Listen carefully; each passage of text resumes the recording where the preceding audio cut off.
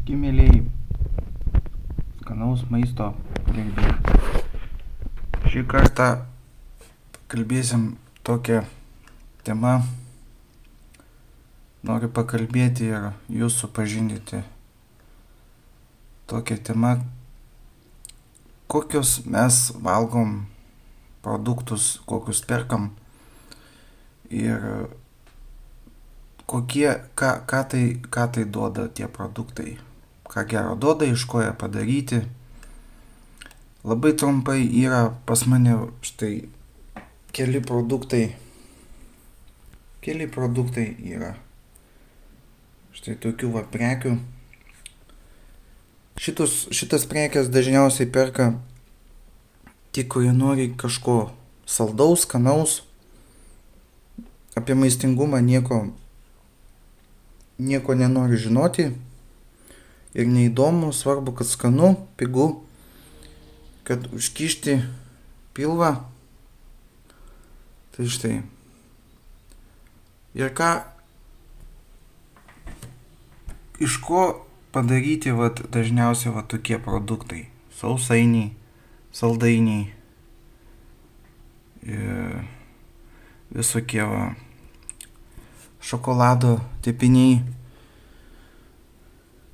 šokoladai. Štai supakuotas gražus šokoladas, toksai. Štai supakuotas, sudėtis, matot kokia. Pirmos sudėtamosios dalis: cukrus, palmių aliejus, viskas. Šokoladą padedat atgal į vietą ir neperkat. Paimam sausainius. Paskaitom sudėtį. Parašyta. Atseit su sviestu. Aiškiai parašyta sviestas. Atseit su sviestu. Su vanilė. Kad vanilė čia yra, gal ir tikiu, kad yra. Tai pasiemam. Skaitom sudėtį. Sudėtamosios dalys: kvietinai miltai, palmių aliejus, cukrus, gliukozė, fruktozė, sirupas, nukreipto pieno milteliai, druska, tešlos skildymo medžiaga, amonio hidrokarbonatas, natrio hidrokarbonatas, sviestas, kvapniosios medžiagos, emulsikis soilecitinas.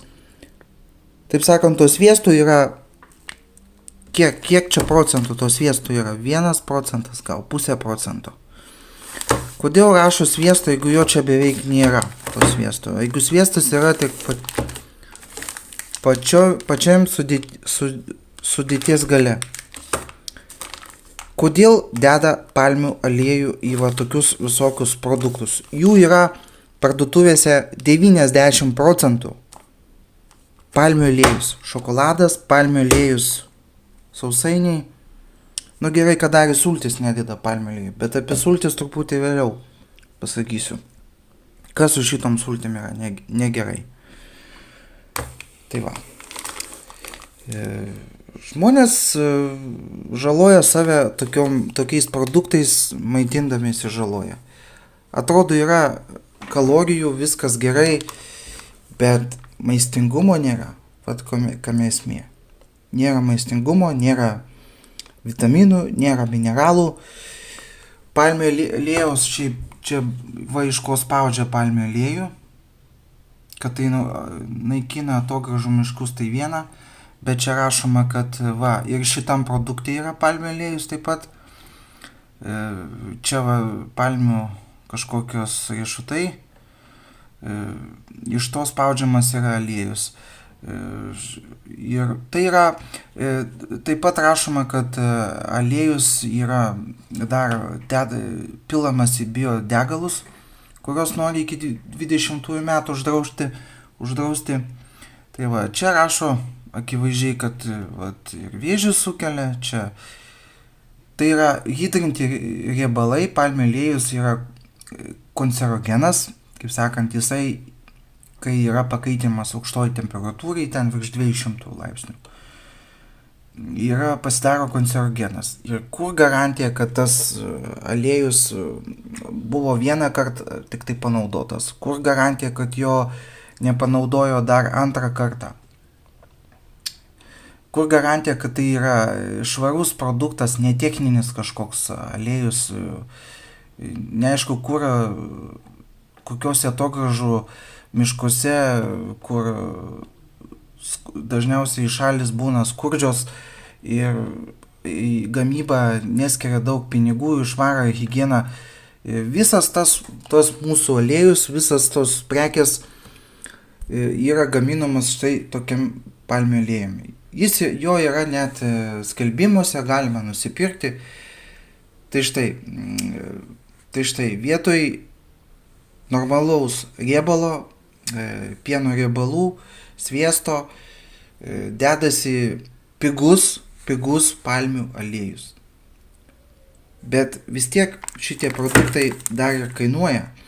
Va šitas sausainį nežinau, kiek kainuoja, bet kažkiek kainuoja. Vat, šokoladas kainuoja ar 1,5 ar 2 eurai, kiek ten kainuoja. Aš manau, kad kaina ne esmė. Esmė yra, kad gamintojai daro kuo pigiau. Gamintojai visada nori padaryti kuo pigiau, o kainą reguliuoja kas? Reklama, marketingas. Ir žmonės tikrai neskaito sudėčių, neskaito etikečių, mielai perka tos produktus, nes pasirinkimo tikro su tikrais ingredientais yra vis parduotuvėse vis mažiau ir mažiau. Todėl, taip sakant, gamintojai nesikuklindami į sudėtį varo visokius hidrintus riebalus, kurie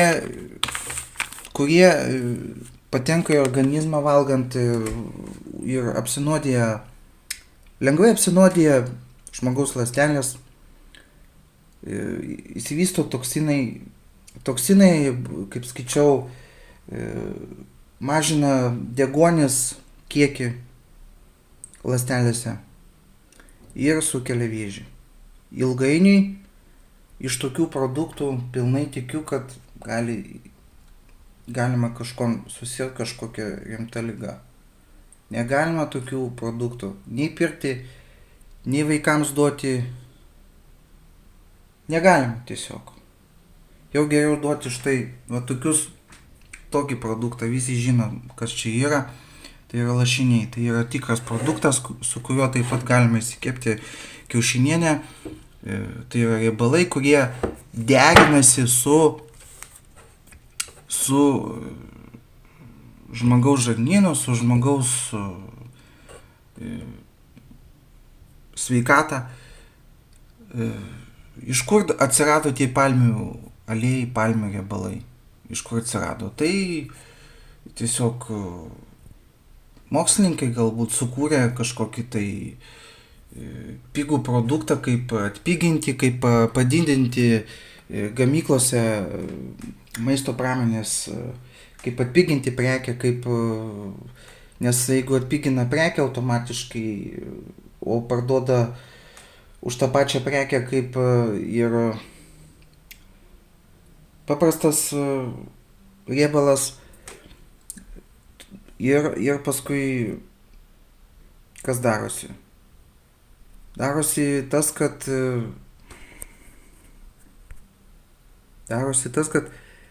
rinka yra užversta tokiais pigiais produktais ir mes valgom prisaldintus visokiais kvapiniom medžiagom maisto prekes, sausainius, saldainius, pyragus valgom ir, kaip sakant, paskui prastai jaučiamės. Jau geriau tada iš vis nieko nevalgyti. O štai šitos sudėtis jau sakiau. Tikrai pakuotė graži, braškės. Kiek čia tų braškių? Dabar eina kalba apie sultis. Štai aš jums parodau šitas sultis. Viskas kaip ir su jom gerai, su šitom sultim. Bet esmė yra tame, kad čia rašo. Tai iš tikrųjų labai saldžius sultis. Labai saldžius. Ir štai čia rašo dėl ko. Pažiūrėkit. Angliavandeniai 14 gramų 100 ml. Iš kurių cukrų 14 gramų. Tai reiškia, kad 36 gramai, vienoje stikliniai 36 gramai cukraus yra. Tai vos ne kokie 3 šaukštai dideli cukraus, išgėrus šito birzgalo. Tikrai nuo šitų sulčių neatsigaivinsit, nei ten atsigersit, nei bus tik tai skanus saldus vanduo. Juk esat visi gėrę tas sultis ir atsiranda sotumo jausmas, bet laikinai, na tai tik tai cukrus. Cukrus ir nieko daugiau. Nei čia, gal ir yra kažkokiu tai tirščių, iš kažko tai padaryta, gal ir yra čia kažkoks atskiestas konservantas ir privaryta cukraus ir visiems skanu, visiems gerai, visi gerim. Bet kas bus, jeigu kiekvieną dieną gersit tokius gėrimus? Kas bus, jeigu kiekvieną metai iš metų gersite šitus gėrimus? Kas bus? Pabandykite ir sužinosite, kas bus. Pabandykite. Rašo 25 procentai yra maisto medžiagų. Pagaminta Lenkijoje, vanduo, cukrus, kažkas ir dar kvapnioji medžiaga. Kam reikia kvapniosios medžiagos? Juk natūralios uogos ir taip kvepia, ir taip turi turėti kvapą. Kam jos turi būti prikvėpintos ten, nežinau.